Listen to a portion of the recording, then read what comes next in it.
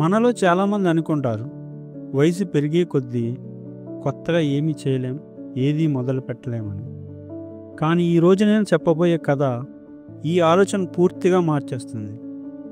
1880లో అమెరికాలో కేనోల్ సాండర్స్ అనే ఒక చిన్న బాబు పుట్టాడు.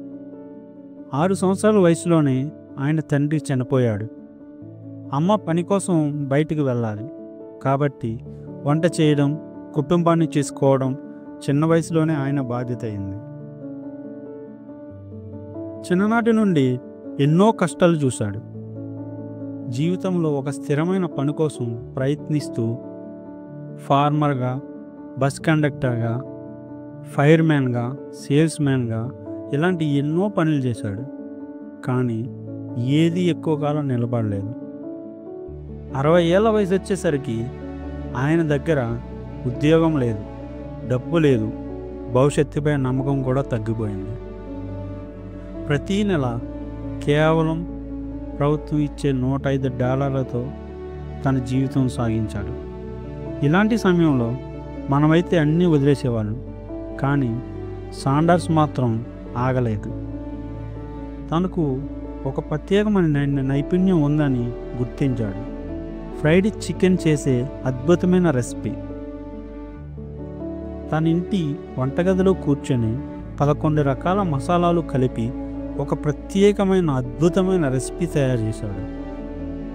ఆ తర్వాత ఆ రెసిపీని రెస్టారెంట్లకు అమ్మాలని నిర్ణయించాడు. ఒక్కో హోటల్ దగ్గరికి వెళ్ళి నా చికెన్ రుచి చూడండి, మీ మెనూలో పెట్టండి అని అడిగేవాడు. కానీ ఫలితం ఒకసారి కాదు, 10 సార్లు కాదు, 109 సార్లు తిరస్కరించారు.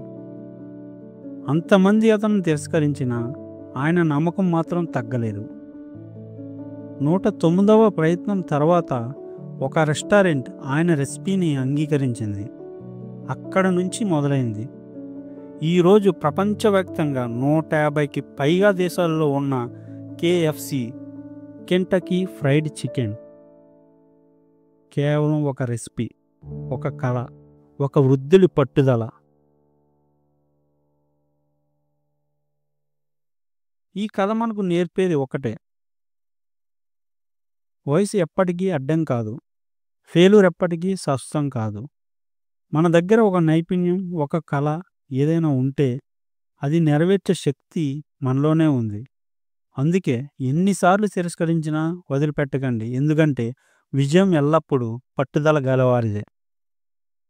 Thank you.